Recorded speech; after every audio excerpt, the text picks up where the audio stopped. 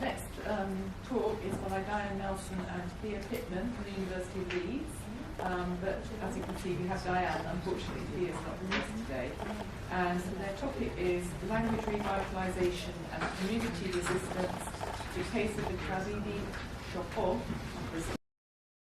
So yes, so this is a collaboration with Thea Pitman, who some of you know, and just a first couple of opening words. So right, so whereas Casey was talking about sort of reflecting on a project that's kind of nearing its completion, or he's been working on it for a few years, this is a description of a project that's really just starting. So we're just sort of starting to work with this community, and I'm really thrilled to be here. And thank you so much, Rosaline, for organizing this workshop, because so already I found the talks very inspiring and fascinating, and I'm really interested to talk to you and get some, just get some feedback about things like methodologies and ways to approach this project. So it's this really, this is a story of an indigenous community-led language revitalization project that's been going since the 80s. And there have been various non-indigenous collaborators involved in this project. And we just became involved last year, about a year ago actually, because Thea Pitman was involved in an AHRC-funded network on Sumak Kause and the Sustainable Development Agenda. And she was working with an NGO called Chidewa. And so they organized a collaborative event last year. And I was chatting at the coffee break to Tawana, who's a member of the Kariri-Xocó community. And I asked him, oh, what language does your community speak? And the answer turned out to be very interesting, and that led to this collaborative project that we're just starting. So just a bit of background about the Kariri-Xocó community. So the Kariri-Xocó's livelihood is the Opara River. So this is northeast Brazil. This is an indigenous map of South America. So we're talking about northeast Brazil in this area. Around Porto Real do Colégio, so if you know your Brazilian geography. So the Kariri-Xocó represent a mixture of various groups. So Berço de Caboclos. I'm just learning Brazilian Portuguese. It's terrible. Just like to apologize for my Portuguese. But there's a long history in the area of basically forced settlement of indigenous peoples and breakup of communities. But the sort of the resurgence of Kariri-Xocó identity dates from about 1943 with the posto that was set up in Colégio. So yes, there was some movement, there were some achievements for land rights for the community in 1978, and the land was demarcated in 1993. But in 1979, a hydroelectric dam was constructed on the Opara River, which is basically drying up the river. So the livelihood of the community is being threatened by this, and there's just the usual story of dramatic environmental changes, which I think is true around much of Brazil. So I'll play this video later on if there's time, but might not be time. So, right, a bit about the language family. So just very briefly, so the Kariri-Xocó language is part of the Macro-G language family. Various early descriptions of the language from catechisms and missionary descriptions. But basically, there have been identified 4 languages of the Kariri language family. And the current language of the Kariri-Xocó people, they sometimes refer to it as Kariri-Xocó language, but they also call it Jubukwa Kipea. And those are 2 of the languages that have been identified from the Kariri-Xocó language family. So, just to give you a sort of brief history of the revitalization of the language. So in the 17th and 18th century, this was the part of the era of sort of silencing of indigenous languages in the area. by Jesuit missionaries. And the language was declared extinct in 1873.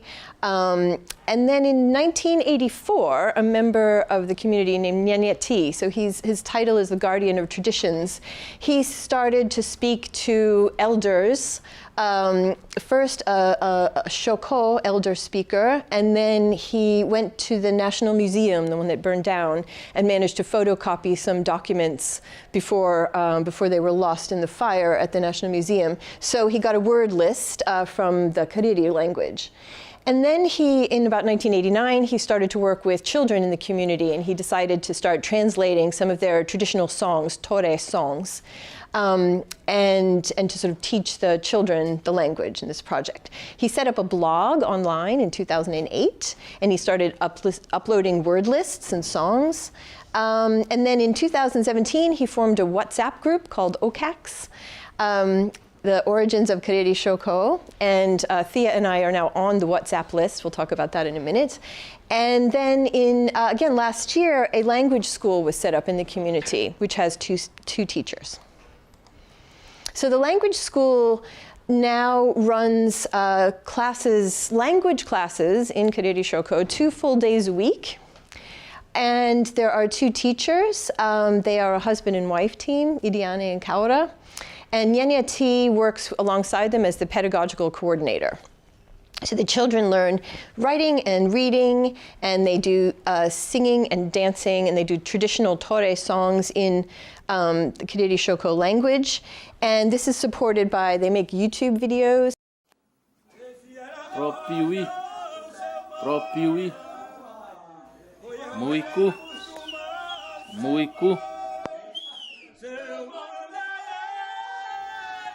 Masishi,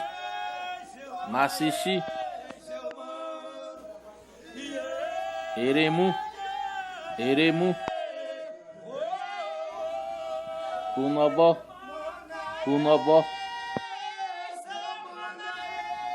Bakoba,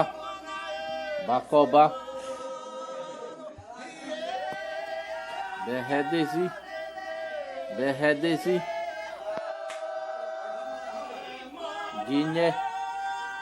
Guinea,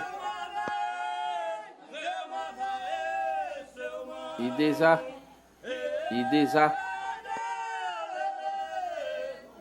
Mairu,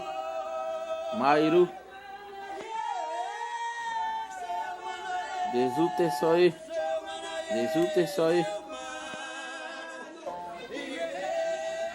Warudu, Me,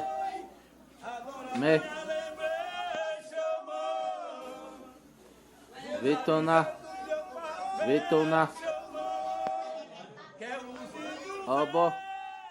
Obo. Note that these are kind of monolingual films, right? So there's no Portuguese in them. There's no Portuguese. So what we are, so we have been, sort of communicating with the community through WhatsApp and so on, trying to find out what kind of pedagogical materials they need and are currently using to support language learning. So Nyanyati's blog is there, if you're interested maybe. Are these slides going to be available to the members of the workshop? Okay, so Nyanyati's blog is there. Chidewa and Thea and I and Nyanyati have set up a new website, which is, the link is there. And they also have their own YouTube channel. Nyanyati hosts a YouTube channel for these language videos. But the other important digital domain for the Kariri-Xocó language revitalization is WhatsApp, right? So there's this WhatsApp group. There's now actually several parallel groups running. And several times a day, I guess, I get these WhatsApp messages that look like this. So they're word lists.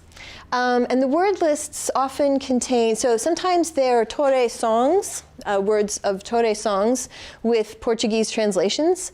And sometimes they're sort of language-related thoughts or commentary about the revitalization of the language.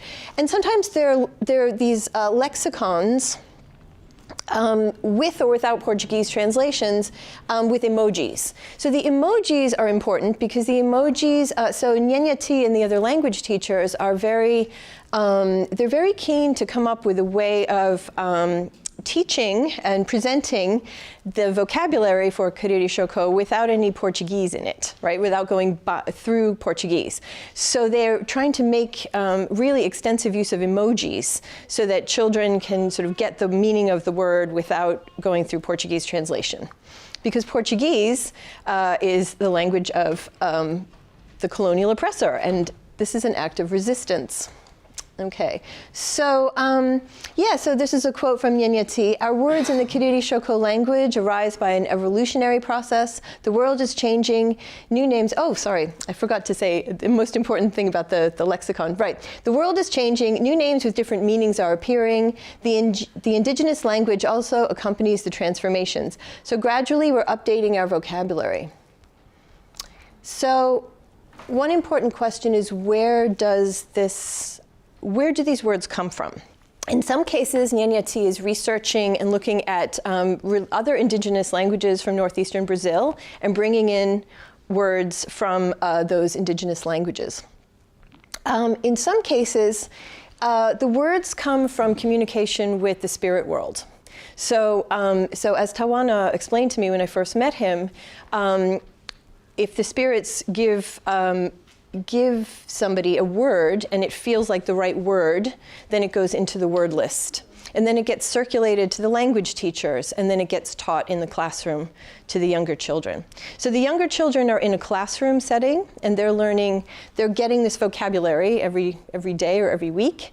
And then the older children are more involved, or sort of young adults actually, especially young men in the community, are involved in a sort of musical organization or musical group where they're singing Tore songs and creating new Tore songs using the Kariri-Xocó vocabulary. So there's two age groups of children involved.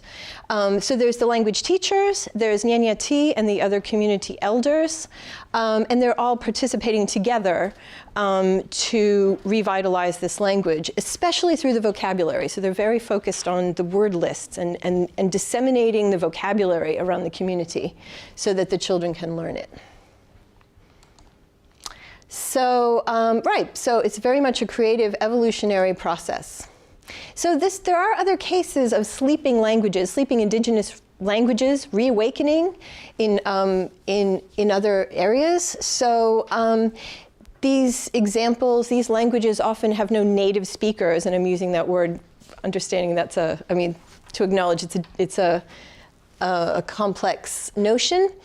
But in these cases, the teachers are learners, and the emergence of the language is a creative process. And in this case, we have several different sort of age groups and several different types of community member involved in the process.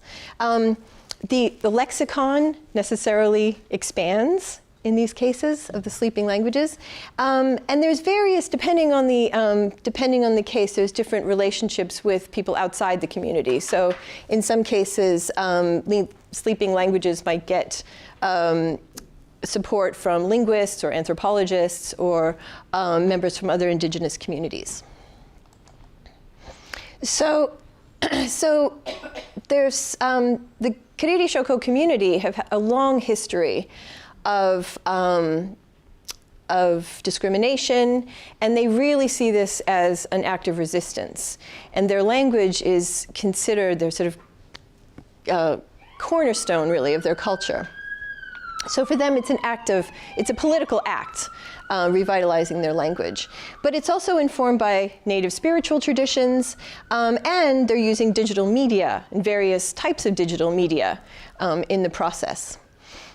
And revitalization of the language is also interwoven with important cultural practices, in particular the Tore song tradition of the community. So yeah, there's also a very high rate of engagement among young children. Java.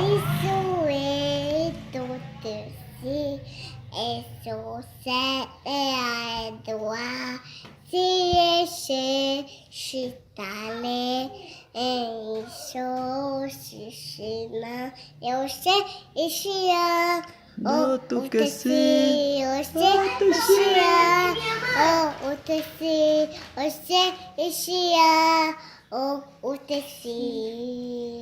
Ellie. Okay, so she's very young, and she is learning Tore songs in Kariri-Xocó. So we asked them, we asked the language teachers and Nyanyati, what are your goals? And they asked the community, and they got back to us. So they produced a statement of goals.